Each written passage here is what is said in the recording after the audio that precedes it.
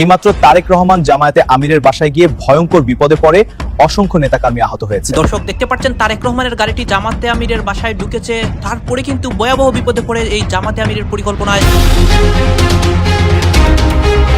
এদিকে এই মাত্র তারেক রহমান জামাতে ইসলামী আমিরের বাসায় গিয়ে কঠিন বিপদের মুখে পড়েছে। বিএনপি কর্মীরা সেইখানে অসংখ্য আহত হয়েছে, জামাত কর্মীরা তাদের পরিকল্পনা বাস্তব করে।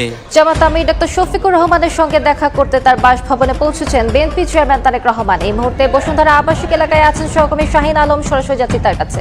এই মাত্র বিএনপি চেয়ারম্যান তারেক রহমান জামাত ইসলামের আমির ডক্টর শফিকুর রহমানের বাসভবনে পৌঁছেছেন। তিনি 20 মিনিট আগে তার বাসভবন থেকে রওনা দেন বিএনপি চেয়ারপারসন তারেক রহমান, এবং এই মাত্র কিছুক্ষণ আগে 2 মিনিট হলো তিনি জামাত ইসলামের আমির ডক্টর শফিকুর রহমানের বাসভবনে এসে পৌঁছেছেন। এখানে ওনার ব্যক্তিগত নিরাপত্তা বাহিনীরা কিছুক্ষণ আগে নির্বাচনে বিরাট বিজয় পেয়ে স্বভাবতই আনন্দে আত্মহারা বিএনপি। 17 বছরের না পাওয়ার আক্ষেপ, বঞ্চনা, হাহাকারের সমুদ্র যেন ভরে উঠছে পূর্ণতায়। আওয়ামী লীগের নিষেধাজ্ঞা তুলে নিতে তারেক রহমানকে চাপ দিচ্ছে কমনওয়েলথ। এদিকে 18 তারিখে মোদির সাথে ঢাকায় ফিরছেন শেখ হাসিনা। বিএনপি দলের পক্ষে বিদেশ নীতি উপদেষ্টা হুমায়ুন কবির তিনি জানিয়েছেন তারেক রহমান প্রধানমন্ত্রী হিসেবে শপথ গ্রহণ করবার অনুষ্ঠানে উপস্থিত থাকবেন খোদ ভারতবর্ষের প্রধানমন্ত্রী শ্রী নরেন্দ্র মোদী। দুই দেশের সম্পর্ক কিছুদিন ধরে ভালো না থাকলেও এই সফর নাকি সম্পর্ক ঠিক করার বড় সুযোগ হতে পারে। কিন্তু আসল চমক অন্য জায়গায়। রাজনৈতিক মহলে জোর গুঞ্জন, মোদী যদি ঢাকায় আসেন তাহলে তিনি নাকি শেখ হাসিনাকেও সঙ্গে নিয়ে আসতে পারেন। ভাবুন তো, যে নেত্রী 2024 সালে দেশ ছেড়েছিলেন তিনি যদি আবার 2026 সালে নতুন সরকারের শপথের দিন এসে ফেরেন তাহলে দৃশ্যটা কেমন হবে। প্রধানমন্ত্রী তারেক রহমান স্পষ্ট করে জানিয়েছেন বাংলাদেশ আওয়ামী লীগের উপর থাকা সব রাজনৈতিক নিষেধাজ্ঞা তুলে নেওয়া হবে। দর্শক, নতুন একটি ভিডিওতে আপনাদের সবাইকে স্বাগত। আজকের খবরটি অতি গুরুত্বপূর্ণ হতে চলেছে দর্শক, তাই যারা ভিডিওটি অন করেছেন তাদেরকে বলবো সম্পূর্ণ নিউজটি মনোযোগ সহকারে দেখার অনুরোধ রইল। আমাদের এই চ্যানেলটিতে সবসময় লেটেস্ট এবং নিত্য নতুন নিউজগুলো সবসময় আপলোড করা হয়। দর্শক, নিউজগুলো মিস না করতে চাইলে সবসময়ের জন্য চ্যানেলটি সাবস্ক্রাইব করে পাশে থাকার অনুরোধ রইল। ভিডিওটি ভালো লাগলে অবশ্যই আপনার বন্ধুদের মাঝে শেয়ার করতে বলবেন না। তাহলে চলুন আগে ধারাবাহিকভাবে সম্পূর্ণ ভিডিওটি দেখে আসা যাক। আওয়ামী লীগ কবে রাজনীতিতে ফিরতে পারবে, যা জানালেন তারেক রহমান। 1.5 দশকের নির্বাসন কাটিয়ে দেশে ফেরার পর প্রথম জাতীয় নির্বাচনে বিপুল বিজয় অর্জন করেছেন তারেক রহমান। নির্বাচনের ফল পরবর্তী এক সংবাদ সম্মেলনে আওয়ামী লীগের রাজনৈতিক ভবিষ্যৎ এবং দলটির সমর্থকদের ওপর চলমান আইনি প্রক্রিয়ার বিষয়ে তারেক রহমান নিজের অবস্থান স্পষ্ট করেছেন। আওয়ামী লীগের নেতাকর্মীদের রাজনীতিতে ফেরা বা তাদের বিরুদ্ধে চলা মামলার বিষয়ে সাংবাদিকদের এক প্রশ্নের জবাবে তারেক রহমান বলেন, আইনের শাসনই হবে আমাদের মূল নীতি। তিনি উল্লেখ করেন যে বিগত শাসনামলে আওয়ামী লীগ দেশের প্রতিষ্ঠানগুলোকে দলীয়করণ করেছিল, তাই দলটির ভবিষ্যৎ কী হবে তা মূলত আইনের গতিতে নির্ধারিত হবে। যারা অপরাধ করেছেন তাদের বিচার বিভাগীয় প্রক্রিয়ার মুখোমুখি হতে হবে। তারেক রহমান স্পষ্টভাবে জানিয়ে দিয়েছেন যে তিনি প্রতিহিংসার রাজনীতিতে বিশ্বাস করেন না। তিনি বলেন, বিগত 18 মাস ধরে আওয়ামী লীগের সমর্থকদের অনেকে আইনি জটিলতার মধ্য দিয়ে যাচ্ছেন। তবে আমাদের অবস্থান পরিষ্কার, কাউকে প্রতিহিংসার শিকার করা হবে না। কিন্তু আইনের ঊর্ধ্বে কেউ নন। বিচারের মাধ্যমে যাদের দায়মুক্তি ঘটবে তারা স্বাভাবিক নাগরিক অধিকার ভোগ করবেন। 2026 সালের এই নির্বাচনে আওয়ামী লীগ অংশ নিতে পারেনি। একটি বিশেষ অন্তর্বর্তীকালীন ব্যবস্থার অধীনে তাদের কর্মকাণ্ড সীমিত ছিল। তারেক রহমান ইঙ্গিত দিয়েছেন যে বিএনপি একটি অন্তর্ভুক্তিমূলক ও উদার গণতান্ত্রিক বাংলাদেশ গড়তে চায়। তবে আওয়ামী লীগ কবে নাগাদ সাংগঠনিকভাবে সক্রিয় হতে পারবে তা আদালতের সিদ্ধান্ত এবং দেশের মানুষের আকাঙ্ক্ষার উপর নির্ভর করবে। তিনি মনে করেন, রাজনীতি করার জন্য আগে নিজেদের অপরাধ স্বীকার ও জনগণের কাছে ক্ষমা চাওয়া জরুরি। নির্বাচনী প্রচারণার সময় থেকেই তারেক রহমান বলে আসছেন, জাতীয় ঐক্যই আমাদের শক্তি আর বিভাজনই আমাদের দুর্বলতা। তিনি দেশের সকল গণতান্ত্রিক শক্তিকে সঙ্গে নিয়ে কাজ করার অঙ্গীকার করেছেন। তবে আওয়ামী লীগের মতো দল যারা ফ্যাসিবাদী কর্মকাণ্ডে লিপ্ত ছিল তাদের ক্ষেত্রে জিরো টলারেন্স এবং স্বচ্ছ বিচার নিশ্চিত করার কথা তিনি বারবার পুনরাবৃত্ত করেছেন। তারেক রহমানের বক্তব্য অনুযায়ী আওয়ামী লীগের রাজনীতিতে ফেরা মূলত 2টি বিষয়ের ওপর ঝুলে আছে। প্রথমত, তাদের বিরুদ্ধে ওঠা মানবাধিকার লঙ্ঘন ও দুর্নীতির মামলার আইনি নিষ্পত্তি, এবং দ্বিতীয়ত জনগণের ম্যান্ডেট। তিনি নিজে সরাসরি কোনো দিনক্ষণ উল্লেখ না করলেও ইঙ্গিত দিয়েছেন যে দল হিসেবে আওয়ামী লীগকে রাজনীতিতে ফিরতে হলে আগে আইনি ও নৈতিক শুদ্ধিকরণের মধ্য দিয়ে আসতে হবে। ধরুন ইউনূস 2024-এর সন্ত্রাসের মাধ্যমে ক্ষমতা দখলের মতো 12ই ফেব্রুয়ারিও জামায়াত এনসিপিকে ক্ষমতায় বসাতে সক্ষম হলো, নিজে বসলো প্রেসিডেন্ট হিসেবে। মুক্তিযুদ্ধের মাধ্যমে অর্জিত সংবিধান ছুঁড়ে ফেলে দেওয়া হলো, বাংলাদেশকে একটি শরিয়া রাষ্ট্র হিসেবে প্রতিষ্ঠিত করার কাজটি শুরু করলো জামায়াত এনসিপি ক্ষমতায় বসার শুরুর দিন থেকেই। আসুন তো গা শিউরানো এসব কি হতে পারে নিয়ে একটা আলোক এখন ওয়াশিংটন। মার্কিন কূটনীতিকদের ফাঁস হওয়া অডিও এবং সাম্প্রতিক ঘটনাবলী থেকে স্পষ্ট বোঝা যায় যে যুক্তরাষ্ট্র চায় জামায়াত ইসলামীকে তাদের নতুন মিত্র হিসেবে দেখতে।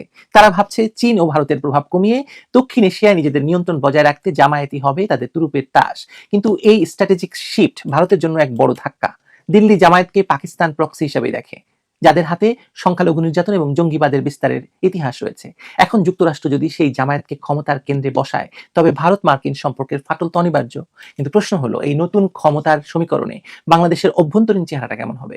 জামায়াত এবং তাদের নতুন জোটসঙ্গী এনসিপি বা জাতীয় নাগরিক পার্টি যদি ক্ষমতায় আসে তাহলে আমরা হয়তো কোনো এক নতুন যুগের সূচনা দেখব, যা অনেকটা 1204 সালের বখতিয়ার খিলজির বাংলা বিজয়ের মতো। তবে এবার তলোয়ারের বদলে ব্যবহার করা হবে ব্যালট ইঞ্জিনিয়ারিং এবং আন্তর্জাতিক ডিপ্লোমেসি। ঐতিহাসিক জিয়াউদ্দিন বারানি যেমন বাংলাকে বুলগাকপুর বা বিদ্রোহের নগরী বলেছিলেন, তেমনি আগামী দিনগুলোতেও বাংলাদেশের রাজনৈতিক অস্থিরতা এবং অভ্যন্তরীণ দ্বন্দ্বে জর্জরিত অবস্থা হতে পারে। জামায়াত নেতারা এখন মুখ খুলে বলছেন যে তারা শরিয়া চাপাবেন না, সুশাসনের কথা বলছেন। তাদের আইনজীবী শিশির মনির টক শোতে এসে আশ্বস্ত করেছেন যে শরিয়া আইন হলেও তা ভিন্ন ধর্মাবলম্বীদের উপর জোর করে চাপানো হবে না। চুরি করলে হাত কাটা বা অন্যান্য শাস্তির বিধান নিয়ে তিনি যে ব্যাখ্যা দিয়েছেন তা আপাত দৃষ্টিতে নমনীয় মনে হতে পারে, কিন্তু এই সফট টোন কি শুধু নির্বাচনের কৌশল? কারণ জামায়াতের আরেক সহযোগী সংগঠন শ্রমিক কল্যাণ ফেডারেশনের সহসভাপতি কবির আহমদ কিন্তু ভিন্ন কথা বলেছেন। তিনি স্পষ্ট বলেছেন জামায়াত ক্ষমতায় গেলে নারীরা শুধু নারীদের সামনে নাচতে পারবেন, শরিয়া আইন কায়েম হলে বিদ্যমান আইনের প্রয়োজন থাকবে না।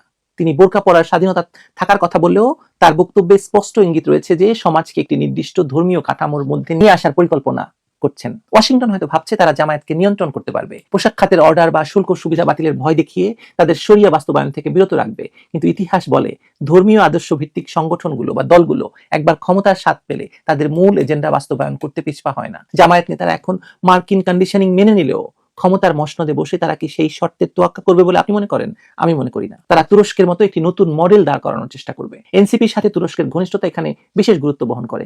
2025 সালে তুরস্কের উপপররাষ্ট্রমন্ত্রীর সঙ্গে এনসিপির উচ্চ পর্যায়ের বৈঠকে যে দ্বিপাক্ষিক সহযোগিতার কথা বলা হয়েছে তা ইঙ্গিত দেয় যে এনসিপি তুরস্কের একে পার্টির আদলে একটি রাজনৈতিক এবং অর্থনৈতিক কাঠামো গড়ে তুলতে চায়।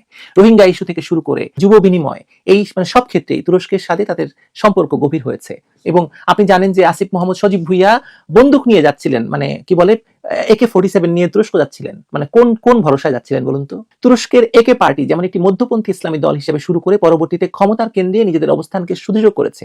এনসিপি হয়তো সেই পথেই হাঁটছে। কিন্তু এই নতুন সমীকরণ বাংলাদেশের ধর্মনিরপেক্ষতা এবং মুক্তিযুদ্ধের চেতনার কি হবে তখন বলুন? ইউনূস সরকার যদি সত্যি সংবিধান বাতিল করে এবং জামায়াত এনসিপির হাতে ক্ষমতা তুলে দেয় তবে তা হবে বাংলাদেশের আত্মপরিচয়ের উপর বড় আঘাত। বখতিয়ার খিলজি যেমন বাংলা জয়ের পর এখানে মুসলিম শাসনের গোড়াপত্তন করেছিলেন, তেমনি এই নয়া খিলজিরা হয়তো বাংলাদেশকে একটি ভয়ঙ্কর ধর্মভিত্তিক সাংস্কৃতিক এবং রাজনৈতিক পরিচয়ে পরিচিত করাতে চাইছে। যদি জামায়াত ক্ষমতায় বসে তবে শিক্ষা ব্যবস্থা, বিচার ব্যবস্থা এবং সংস্কৃতির উপর তাদের প্রভাব হবে সুদূর প্রসারী।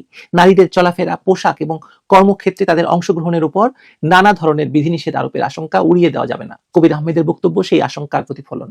আর ভিন্ন ধর্মাবলম্বীরা শিশির মনির যতই অভয় দিন না কেন, একটি রাষ্ট্র যখন নির্দিষ্ট ধর্মীয় আইনের দিকে ঝুঁকে পড়ে তখন ধর্মীয় সংখ্যালঘুরা স্বভাবতই নিরাপত্তাহীনতায় ভোগে। অর্থনৈতিক দিক থেকেও বড় ধরনের চ্যালেঞ্জ আসতে পারে। পশ্চিমা বিশ্ব হয়তো শুরুতে জামায়াতকে সমর্থন দিচ্ছে, কিন্তু যদি মানবাধিকার বা নারী অধিকার লঙ্ঘনের অভিযোগ ওঠে তবে তারা পিছু হটতে বাধ্য হবে। তখন পোশাক খাতের উপর নিষেধাজ্ঞা এলে বাংলাদেশের অর্থনীতি ধসে পড়বেই।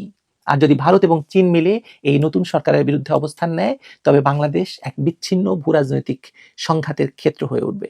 তার মানে ভাবেন এখনো সংসদ সদস্যরা শপথ নেয় নাই, তারেক রহমানের সরকারের কাছে ক্ষমতা হস্তান্তর হয় নাই। প্রধান বিরোধী দলীয় যে জোট 40% ভোট পেয়েছে, সে জোট রাজপথে নেমে পড়ছে সোমবার। মঙ্গলবারে সংসদ সদস্যদের শপথ, মঙ্গলবারে সরকারের নতুন মন্ত্রিসভার শপথ গ্রহণ নির্ধারিত হয়েছে। বাংলাদেশের জামায়াতে ইসলামী এনসিপির 11 দলীয় জোট কিছুতেই যে নির্বাচনের ফলাফল মেনে নিতে পারছে না তার প্রমাণ বৃহস্পতিবার নির্বাচনের পর শনিবার দুদিন বাদে জামায়াতের আমির ফেসবুকে পোস্ট দিয়ে পরাজয় মেনে নিয়ে একটা গঠনমূলক বিরোধী দলের ভূমিকা পালনের যে পোস্ট দিয়েছিলেন সেটা সরিয়ে নিয়েছেন। শুধুমাত্র তাই নয়, জামায়াতের আমির ডাক্তার শফিকুর রহমান প্রতিরোধের ডাক দিয়েছেন দেশবাসীর উদ্দেশ্যে। জামায়াতে ইসলামীর তরফে ব্যাপক ইলেকশন ইঞ্জিনিয়ারিং এর অভিযোগ আনা হচ্ছে। 12 ফেব্রুয়ারি নির্বাচনের তারিখ থেকেই জামায়াতে ইসলামী যেমন সোচ্চার, জামায়াতে ইসলামীর চাইতেও বেশি সোচ্চার এই ইলেকশন ইঞ্জিনিয়ারিং এর অভিযোগ নিয়ে জামায়াতে ইসলামীর প্রধান শরিক জাতীয় নাগরিক পার্টি এনসিপি। এর পাশাপাশি তারা সারা দেশ জুড়ে নির্বাচন পরবর্তী সহিংসতায় জামায়াতের নেতাকর্মী এবং এনসিপির নেতাকর্মীদের বাড়িঘর, ব্যবসা প্রতিষ্ঠান ভাঙচুর, অগ্নিসংযোগ, তাদের ওপর হয়রানি, হামলা, নির্যাতনের অভিযোগ আনবার পাশাপাশি ডাক্তার শফিকুর রহমান যখন ফেসবুকে পরাজয় মেনে নেওয়ার পোস্টটি সরিয়ে দিয়েছেন, তার পাশাপাশি তিনি নোয়াখালীর হাতিয়ায় ন্যাশনাল সিটিজেন পার্টিকে ভোট দেওয়ায়, মানে 3 সন্তানের জননী, তিনি এনসিপিকে ভোট দেওয়ায় তাকে ধর্ষণ করা হয়েছে, এই অভিযোগ এনেছেন তার ফেসবুক পোস্টে। এবং ডাক্তার শফিকুর রহমান বলেছেন যে নোয়াখালীর হাতিয়ায় ন্যাশনাল সিটিজেন পার্টিকে ভোট দেওয়ায় 3 সন্তানের এক জননীকে ধর্ষণের যে অভিযোগ উঠেছে তা শুনে আমি হতবাক, স্তম্ভিত। এবং তিনি বলেছেন আমাদের রাষ্ট্রীয় প্রতিষ্ঠানগুলোর মাধ্যমেই ন্যায় বিচার নিশ্চিত করতে হবে এবং আমি সাক্ষাতে বিএনপি চেয়ারম্যানকে অত্যন্ত কঠোর ভাষায় জানাবো যে তার দলের ভেতর থেকে এই ধরনের আচরণ দমনে আরো অনেক বেশি কঠোর হতে হবে। তারেক রহমান জামায়াতে ইসলামী জাতীয় নাগরিক পার্টির সঙ্গে একটা শান্তির সম্পর্ক স্থাপনে, মানে যেহেতু তার বিরোধী দলগুলো যে অশান্ত হয়ে উঠেছেন, এখনো তার বিজয় তারা মেনে নিতে পারেন নাই, সেই বিষয়টা শেষ পর্যন্ত রাজপথে বিক্ষোভ, অশান্তিতে পরিণত হয় কিনা, সংসদে তারা এসে শপথ গ্রহণ অনুষ্ঠান, মন্ত্রিপরিষদের শপথ, এসবগুলোকে মসৃণভাবে হতে দেন কিনা, সেসব নিয়ে যে অস্বস্তি সেটা তারেক রহমানের মনেও আছে। এবং তারেক রহমান আজকে সন্ধ্যায় শফিকুর রহমান এবং নাহিদ ইসলাম এই দুজনের বাড়িতে যাবেন এবং গিয়ে সৌজন্য সাক্ষাৎ করবেন। কিন্তু শফিকুর রহমান তার আগে এমন একটা গুরুতর অভিযোগ ফেসবুক পোস্টে এনেছেন। শুধু তাই নয়, তিনি রীতিমতো বলেছেন যে দেশের বিভিন্ন জায়গা থেকে ভাই বোনদের উপর বিশেষ দলের যে উচ্ছৃঙ্খল আচরণ, হামলা, ভাঙচুর, অগ্নিসংযোগ, এমনকি 11 দলের প্রতীককে ভোট দেওয়াকে কেন্দ্র করে নারীদের শ্লীলতাহানির মতো বেদনাদায়ক ঘটনার খবর দেশের বিভিন্ন প্রান্ত থেকে আসছে। কাজেই এটাকে প্রতিরোধ করতে হবে, প্রতিবাদ করতে হবে, দেশবাসীর প্রতি তিনি এই আহ্বান জানিয়েছেন। ডাক্তার শফিকুর রহমান কি এই আহ্বান শুধু ফেসবুকে জানিয়েছেন? জামায়াতে ইসলামীর তরফে 30টি সংসদীয় আসনের ভোটের ফলাফল পুনর্গণনা দাবি জানানো হয়েছে এবং 30টি আসন তারা চিহ্নিত করে ভোট কারচুপির অভিযোগ নিয়ে ইসির কাছে হাজির হয়েছে রোববার। শনিবার সন্ধ্যাতেই তারা এই 30টি আসনে ভোট কারচুপির সুনির্দিষ্ট অভিযোগ নিয়ে এসে ফলাফল স্থগিত এবং পুনর্গণনা সহ আইনি পদক্ষেপ নেওয়ার ঘোষণা দিয়ে রেখেছিল। তারা বলেছিল যে তাদের দাবি হচ্ছে ওই 30টা আসনের গেজেট বাতিল করতে হবে। তার মানে এই 30টা আসনের যে সংসদ সদস্য তাদেরকে সরকারিভাবে যে বিজয়ী ঘোষণা করা হয়েছে, এটা জামায়াতে ইসলামের তরফে সরাসরি প্রতিবাদ জানানো হয়েছে, প্রত্যাখ্যান করা হয়েছে এবং জামায়াতে ইসলামী সুনির্দিষ্টভাবে বলেছে এই 30টা আসনে কিছুতেই শপথ গ্রহণ হতে পারে না। মানে জামায়াতে ইসলামী এরই মধ্যে 77টি আসন পেয়েছে তাদের জোট এবং তারা বলছে যে আরো 30টি আসন আসলে তাদের পাবার কথা, সেটা তাদেরকে এক রকমের কারচুপির মাধ্যমে সেটা তাদেরকে বঞ্চিত করা হয়েছে। কাজেই এই 30টা আসনের ফয়সালা হওয়ার আগে সংসদে শপথ গ্রহণ চলতে পারে না। তার মধ্যে ঢাকা 8 আছে, মির্জা আব্বাস, নাসিরউদ্দিন পাটোয়ারি, ঢাকারই 3টা আসন আছে, মামুনুল হক, ববি হাজ্জাজের আসনটা আছে।